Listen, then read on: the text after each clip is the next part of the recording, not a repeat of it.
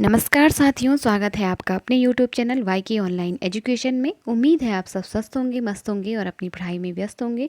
दोस्तों, पिछले वीडियो में हमने पढ़ा था जो रमसा है, राष्ट्रीय माध्यमिक शिक्षा अभियान। आज हम अगले वीडियो में जानेंगे रूसा यानी कि राष्ट्रीय उच्चतर शिक्षा अभियान।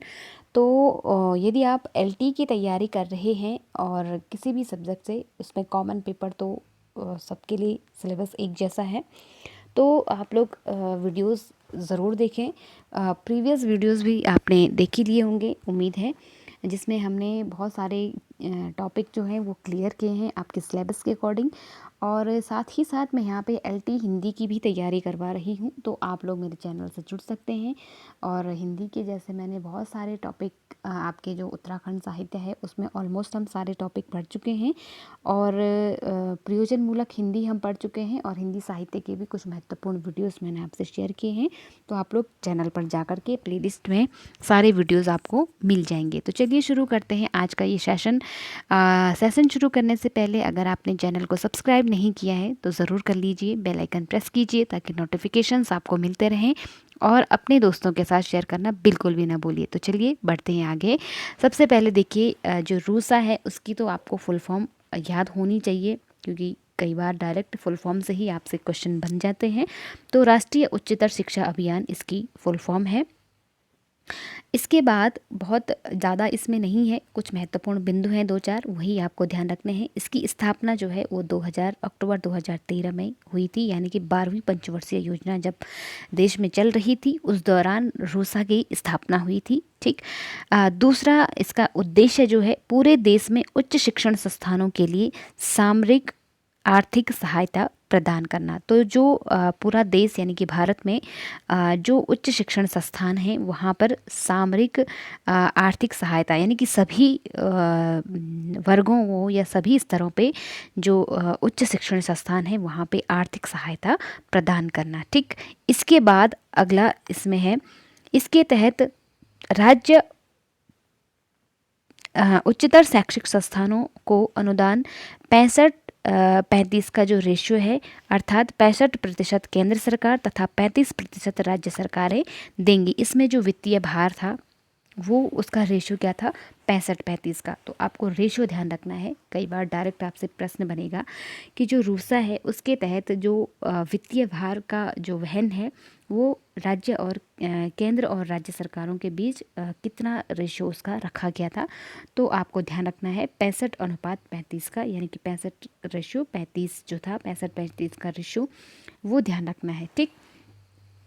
चलिए, इसके बाद अगला जो है, विशेष वर्ग के राज्यों में यह अनुपात, यानी कि जो विशेष वर्ग में जो राज्य रखे गए हैं उनमें यो जो प्रतिशत था वो कितना था, 90-10 का था। यानी कि 90% केंद्र सरकार इसमें वित्तीय भार वहन करेंगी, और 10% जो है वो जो स्पेशल राज्य है, पिछड़ा ही कहेंगे एक तरफ से, क्योंकि 10% केवल उनके लिए वित्तीय भार रखा गया था। ठीक।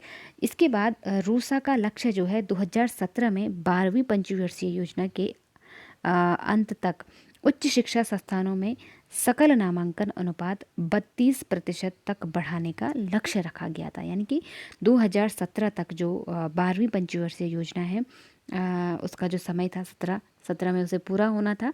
तो इस पंचवर्षीय योजना को पूरा होने तक जो है उच्च शिक्षण संस्थानों में, क्योंकि उच्च शिक्षण जो है वो काफ़ी कम मात्रा में हो रहा था, तो इसलिए 32% तक इसको बढ़ाने का लक्ष्य रखा गया था 2017 तक। ठीक।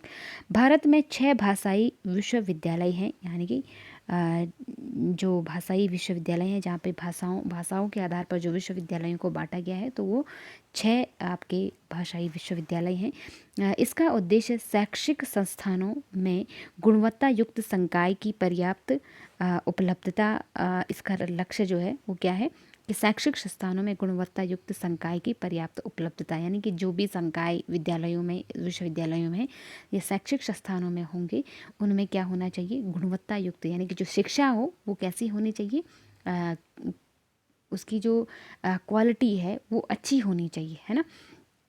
इसके बाद उच्च शिक्षा में महिलाओं, अल्पसंख्यक व निःशक्त समावेशन इसका जो है अगला उद्देश्य था, क्या था कि उच्च शिक्षण संस्थानों में क्या है, महिलाओं की ज़्यादा से ज़्यादा भागीदारी हो, यानी कि महिलाएं जो हैं, यानी कि जो गर्ल्स हैं वो ज़्यादा से ज़्यादा वहाँ पे उनके मतलब एडमिशन हो, और अल्पसंख्यकों का भी इसमें ज़्यादा से ज़्यादा वर्चस्व हो, भाव उनका भी बढ़ चढ़कर उन्हें भाग लेना हो। निःशक्त जो है उन सभी प्रकार का मतलब समावेशी यहाँ पे क्या है, शिक्षा को बढ़ावा देने का भी एक लक्ष्य रखा गया था। ठीक, तो ये था हमारा रूसा, जिसके बारे में कुछ महत्वपूर्ण फैक्ट थे वो मैंने आपको बताए।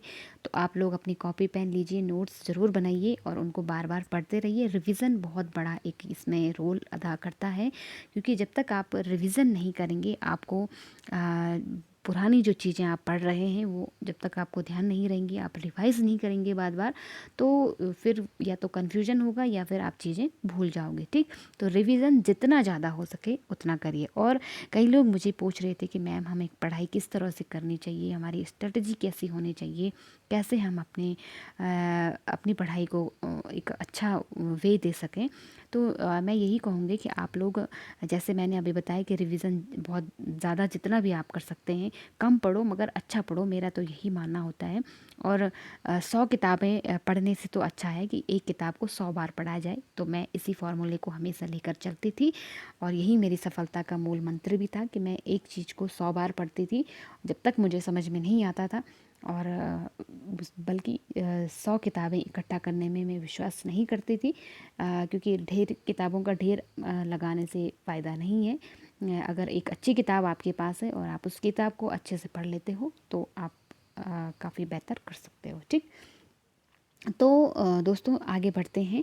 हाँ, इसके बाद अगला मैं कहना चाहूँगी कि आप जो नोट्स बनाते हो उन्हें बार बार पढ़िए, और प्रैक्टिस सेट इसमें सबसे बड़ा जो रोल प्ले करते हैं वो है प्रैक्टिस सेट, क्योंकि प्रैक्टिस सेट से आप अपना एनालिसिस करते हैं, अपना मूल्यांकन करते हैं कि हम कितना कर सकते हैं। तो प्रैक्टिस सेट जो आप करते हैं वो ऐसा करिए कि अपने को एग्ज़ामिनेशन हॉल में मान करके उन्हें सॉल्व करिए, और ऑनलाइन बहुत सारे आपको प्रैक्टिस सेट अवेलेबल हो जाएंगे आपके सब्जेक्ट के भी, और यूट्यूब और अन्य जो प्लेटफॉर्म्स हैं वहाँ पे भी आपको बहुत सारे प्रैक्टिस सेट करने को मिल जाएंगे। तो आप लोग अपना एनालिसिस कर सकते हैं, और जितने ज़्यादा हो सके प्रैक्टिस सेट ज़रूर कीजिए। ठीक, चलिए आगे बढ़ते हैं। इसमें एक और महत्वपूर्ण टॉपिक है, ये भी बहुत बड़ा टॉपिक नहीं है, लेकिन थोड़ी बहुत जो 2-4 बातें इससे याद रखने योग्य जो हैं वो मैं आपको बता देती हूँ। साक्षर भारत मिशन इम्पॉर्टेंट है। 2009 में इसकी शुरुआत जो है 8 सितंबर 2009 को हुई थी, और इसका जो उद्देश्य था 15 से 35 साल के जो निरक्षर थे उनको साक्षर बनाना। एक तरह से ये प्रौढ़ शिक्षा जैसा ही था। तो